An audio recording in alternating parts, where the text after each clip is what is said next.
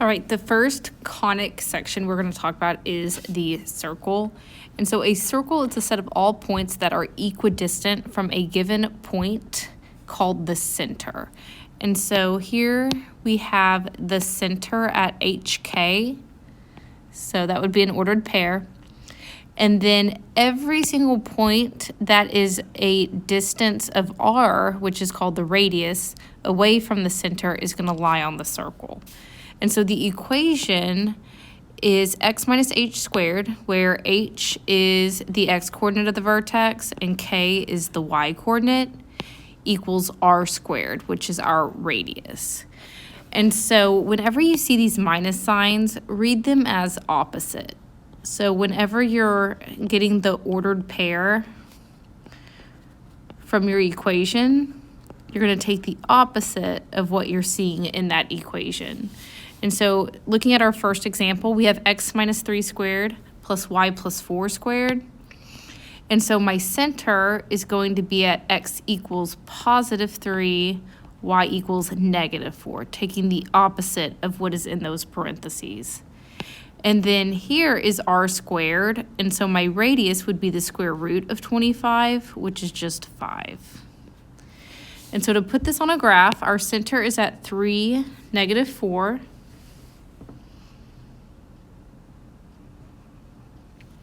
And then our radius is 5, so we are going to go up 5 units. We are going to go right 5 units. Down. And then left. Okay, and so that's going to create our circle.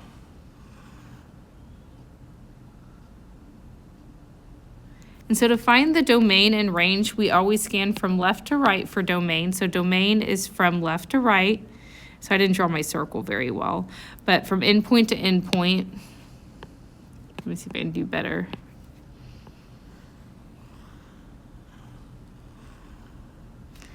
So my domain is -2 to +8. And then I always like to check algebraically, if we're starting at 3 for the x and our radius is 5, our left endpoint is going to be 3 minus 5, and our right endpoint is going to be 3 plus 5. And so when you simplify that, it is -2 to 8. And then our range is scanning from bottom to top, and so from -9 to +1. And then we can check algebraically. My y-coordinate starts at -4. And so we're going to go down 5, subtract 5, and then we're going to go up 5, so add 5. That's the radius. And that would simplify to -9 and +1. Okay, and so for this next one, I see that my x-coordinate would be -2.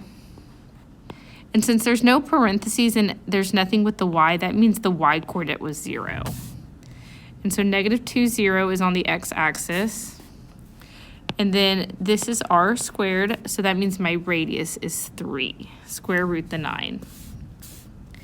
Okay, and so we are going to go right 3, left 3, up 3, down 3.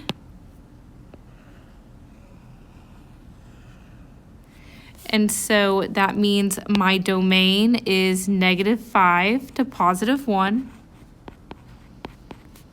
And we can check algebraically, doing -2 minus the radius, -2 plus the radius.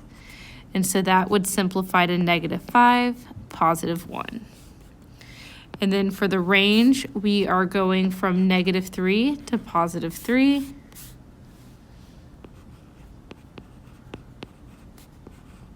And the y-coordinate starts at 0, and so 0 minus the radius, 0 plus the radius would be -3 to +3.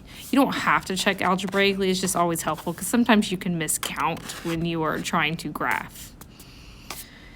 Okay, next they are going to give us some information about the circle, and then we have to find the equation, domain, and range. And so here they're giving us the center, -1, -1. And so that's almost everything we need for the equation. We know we are going to have x plus 1 squared, and then we're going to have a y plus 1 squared, just taking the opposite of those coordinates. And so we just don't know the radius. And so they're giving us a 0.3, -4.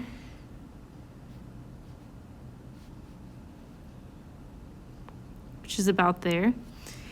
And so here they're not giving us a vertical or horizontal line. So in order to find the radius, we would have to either use the Pythagorean theorem or distance formula, or an easier way is to just solve for it algebraically.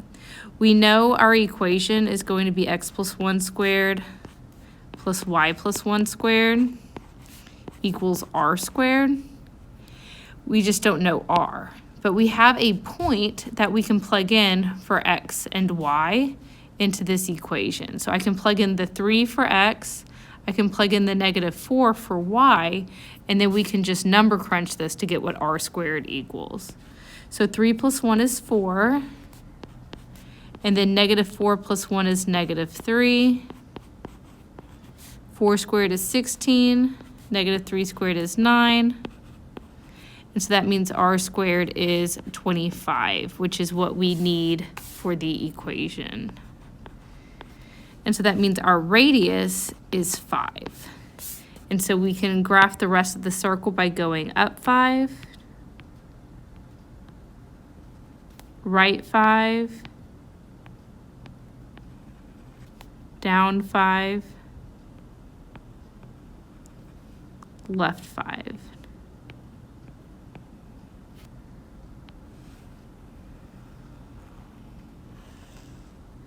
And so my domain is going from -6 to 4. And I didn't mention this, but we're using brackets for domain and range because we do actually equal these points. These aren't holes, these aren't asymptotes, we actually equal those values. So we want to use brackets instead of parentheses. And then my range is going from -6 to 4 as well. Whenever your x and y coordinate are the same, your domain and range are going to be the same because you just add the radius. All right, next, the diameter has endpoints 6, -5, and 6, 7. So 6, -5 would be here, 6, 7 would be here. And so these are endpoints of the diameter. So these are 2 points on our circle. And so to find the center, we just need to find the midpoint of these two. And so the way you can find the midpoint is just take the average of the y coordinate. It's going to have a 6 as the x coordinate, but the y coordinate will just be the average. So add them up, divide by 2. And so that gives us 6, -2 over 2, which is just -1. You could also just count. And so our center is 6, -1. And then we can find the radius by counting 1, 2, 3, 4, 5, 6. Okay, and so that is everything we need for our equation. We're going to have an x -6 squared plus y plus 1, remember it's always the opposite, and then r squared would be 36.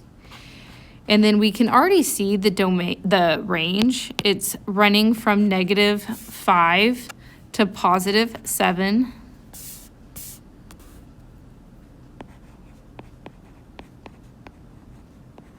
And without even graphing the horizontal points, we can just do the algebraic method of starting at 6, subtracting 5 would get us 1, or not 5, we need to subtract 6, the radius is 6. So subtracting 6 would get us to 0,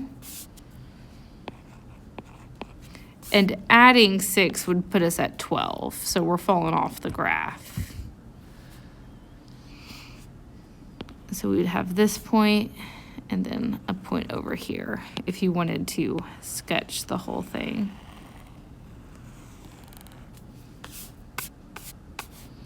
Okay, next, these next two, we are finding the points of intersection. And so you can graph these to find the points of intersection, but that's not always going to be the most accurate way because you can't really trust the graph. But just to sketch what we're working with, I'm dealing with a circle for my first equation. The center is 0, 0. We don't see any parentheses with the x or y. And then the radius would be square root of 13. Okay, and so that's not going to be an integer, so we can approximate square root of 13.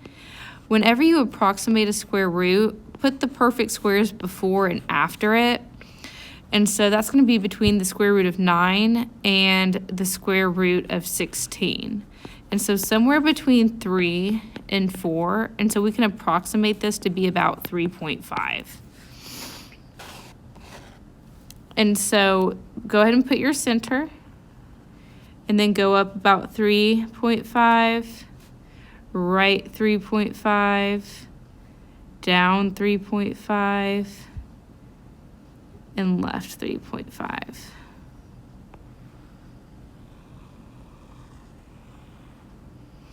Okay, and then this bottom equation is just a line, y equals mx plus b. We can see our slope is 1, and typically we write it as a fraction. So if it's a whole number, write it over 1, because that's your rise, that's your run. And then this one here is your y-intercept. So we're going to have the y-intercept at 1, and then we're going to rise 1, run 1, rise 1, run 1. We can go backwards. And so if I had a better graph,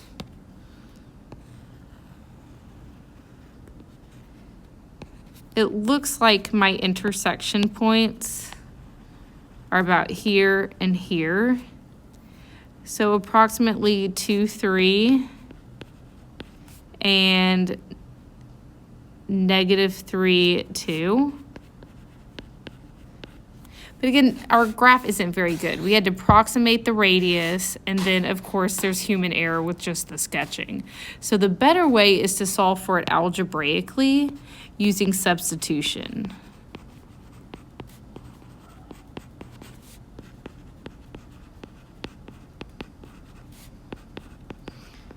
Okay, and so for the substitution method, you are going to take your linear equation, which is y equals x plus 1,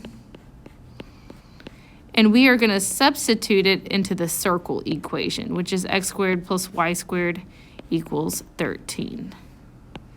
And so because y equals x plus 1, I can replace this y with an x plus 1. So when you do that, be sure to put the x plus 1 in parentheses. That's a binomial. And whenever you square a binomial, it's best to go ahead and expand it out, x plus 1 times itself. That's what x plus 1 squared means. That way you don't accidentally distribute the square, because you need to FOIL this. Okay, and so x times x is x squared. X times 1 is 1x. 1 times x is 1x. That would give me 2x for my center term. And then 1 times 1 is 1. Okay, and so after you FOIL that, we can bring down the rest of the equation and then combine our like terms.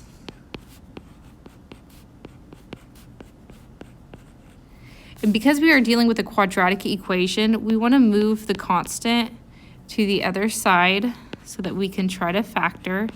So subtracting 13 from both sides. And then there's a GCF of 2 that we can factor out.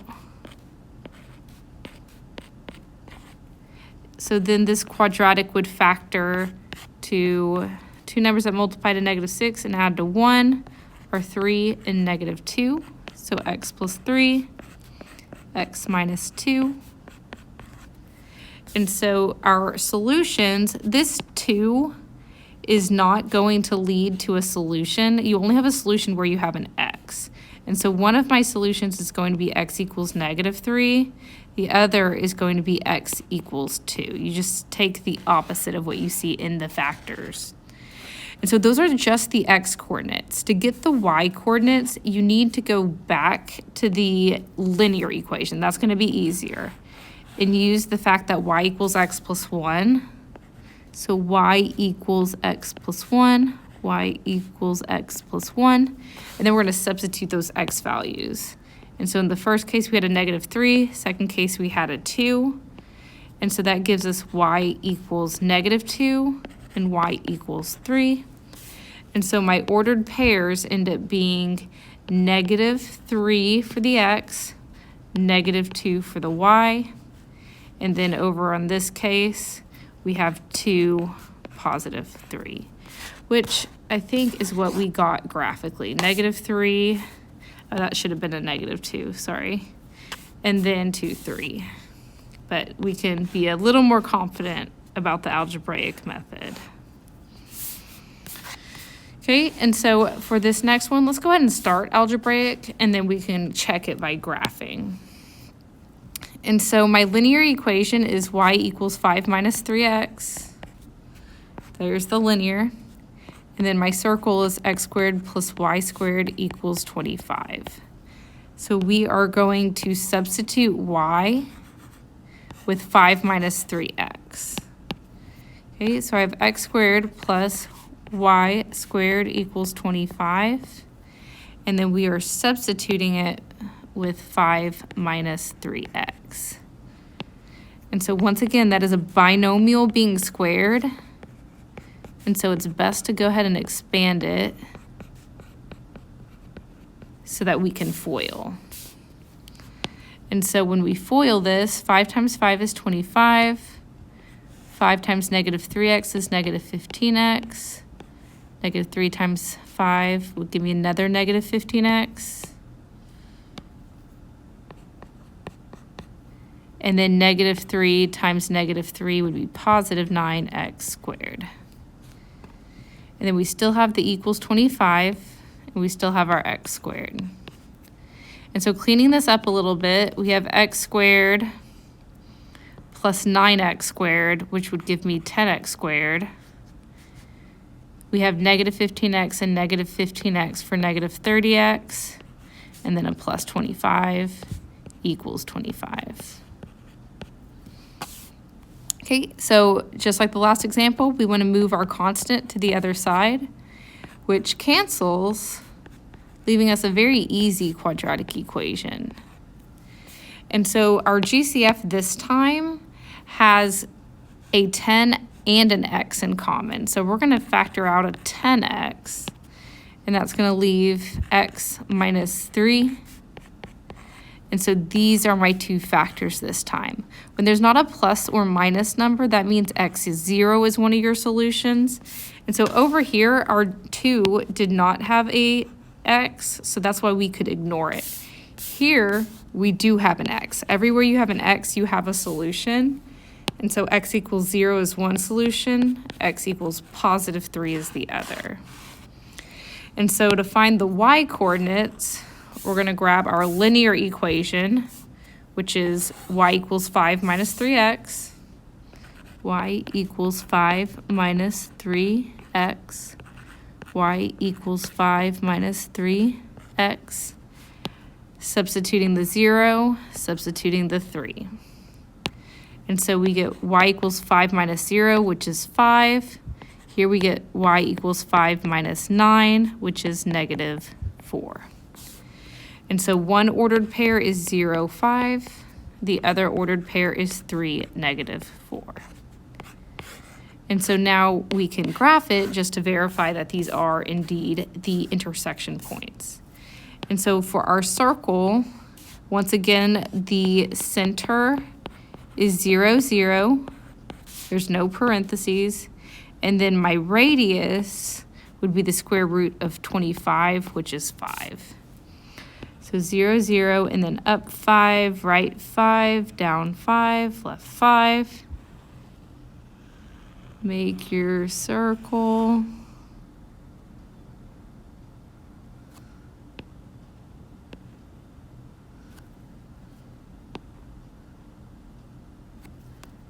And then our line, it's written in a different order. We usually like the x term first. I'm going to move the negative 3x followed by the positive 5.